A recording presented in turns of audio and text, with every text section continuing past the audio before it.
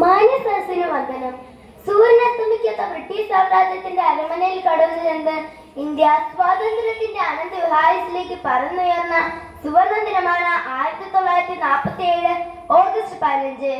ഇന്ത്യക്കാരുടെ പുനർജന്മനത്തിന്റെ ദിനമായിരുന്നു ഓഗസ്റ്റ് 15. വിദേശ ശക്തികളുടെ കരങ്ങളിൽ ശ്വാസം മുട്ടിക്കഴിഞ്ഞ ഭാരതം സ്വാതന്ത്ര്യത്തിന്റെ അമൃതം നുകർന്ന മഹത്തായ സുദിനം. നമ്മുടെ ദേശത്തിന്റെ അഭിമാനമായ ഇന്ത്യ മഹാരാജ്യത്തിന്റെ ത്രിവർണ്ണ പതാക ആകാശമെന്ന കുട്ടാരവിരിമാറിൽ അലയടിച്ചുയർന്നപ്പോൾ മതമേതെന്നോ ജാതി ഏതെന്നോ നിറമേതെന്നോ ഉള്ളവനെന്നോ ഇല്ലാത്തവനെന്നോ ഭേദമന്യേ അഭിമാന പുളകിതരായിക്കൊണ്ട് തന്നെ നാം ഓരോ സ്വാതന്ത്ര്യ ദിനത്തെയും വരവേറ്റു വരുന്നു.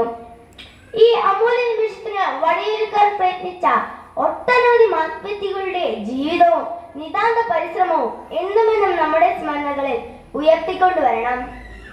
1947 നിന്നും 2024 എത്തിയപ്പോൾ ഇന്ത്യ വളരെയധികം വളർന്നു.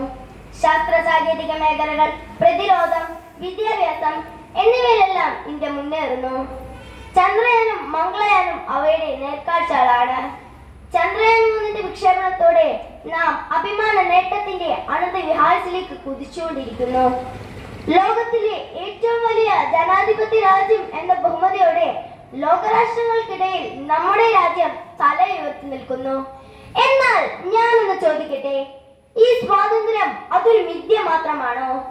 ഇന്ന് മതത്തിന്റെയും ജാതിയുടെയും രാഷ്ട്രീയത്തിന്റെയും പേരിൽ മനുഷ്യൻ പരസ്പരം പടവെട്ടുന്നു. മയക്കുമരുന്നിന്റെ മാരകമായ ഉപയോഗം നമ്മുടെ നാട്ടിൽ ധാരാളമാണ്. കൊലപാതകങ്ങളും സ്ത്രീധന പീഡനങ്ങളും ബാലവേലയും കുഞ്ഞുങ്ങളുടെ മേലുള്ള അതിക്രമങ്ങളും ഇതിന് തുടർക്കഥയാകുമ്പോൾ യഥാർത്ഥത്തിൽ നമുക്ക് സ്വാതന്ത്ര്യം ലഭിച്ചിട്ടുണ്ടോ എന്ന് സംശയിക്കേണ്ടിയിരിക്കുന്നു. സമീപകാലങ്ങളിൽ ഇന്ത്യ നേരിട്ടുകൊണ്ടിരിക്കുന്ന വലിയ വെല്ലുവിളികളാണ് പ്രകൃതിക്ഷോഭങ്ങളും ദുരന്തങ്ങളും ഉരുൾപൊട്ടലുകളും. ഇന്നത്തെ കാലത്ത് നമ്മുടെ രാജ്യം നിരവധി പ്രശ്നങ്ങളാൽ ചുറ്റുവളയപ്പെട്ടിരിക്കുകയാണ് എന്ന് പറയുന്നത് ശരിയാണ്.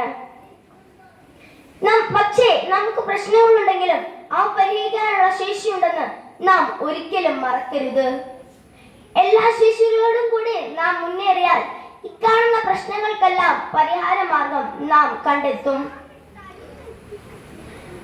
ഇന്ത്യ എന്റെ രാജ്യമാണ്, എല്ലാ ഇന്ത്യക്കാരും എന്റെ സഹോദരി സഹോദരന്മാരാണ് എന്ന് വാക്കാൽ പ്രതിജ്ഞ ചെയ്താൽ മാത്രം യഥാർത്ഥ ഇന്ത്യക്കാരാകില്ല. അല്ല, അത് നമ്മുടെ രക്തവും വികാരവുമാണ്.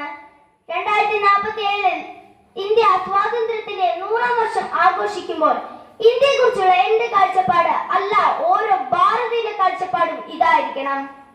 അഴിമതികളും ഭിന്നതകളും കലഹങ്ങളും ഇല്ലാത്ത ഒരു ഇന്ത്യയാണ് എന്റെ സ്വപ്നം, അല്ല നമ്മുടെ സ്വപ്നം.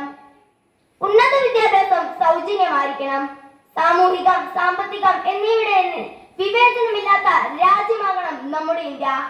സ്നേഹത്തിന്റെയും സമാധാനത്തിന്റെയും നാടായി നമ്മുടെ ഇന്ത്യ തുടരണം. നമ്മൾ ഐക്യത്തോടെ പ്രവർത്തിക്കുകയാണെങ്കിൽ 2047 ഇന്ത്യ തീർച്ചയായും സ്വയം പര്യാപ്തമാകും. ഒത്തൊരുമയോടെ ഒരൊറ്റ ഇന്ത്യക്കായി നമുക്ക് പോരാടാം. ഇന്ത്യയുടെ നാനാത്വത്തിൽ ഏകത്വം എന്ന മന്ത്രം ലോകത്തിന് കാട്ടിക്കൊടുക്കാം. എനിക്ക് സംസാരിക്കാൻ അവസരം നൽകിയ എല്ലാവരോടും നന്ദി പറഞ്ഞുകൊണ്ടും ഹൃദയത്തിന്റെ ഭാഷയിൽ സ്വാതന്ത്ര്യദിന ആശംസകൾ നേർന്നുകൊണ്ടും ഞാൻ എന്റെ വാക്കുകൾ നിർത്തുന്നു. ജയ് ഹിന്ദ്, ജയ് ഭാരത്, വന്ദേ മാതരം.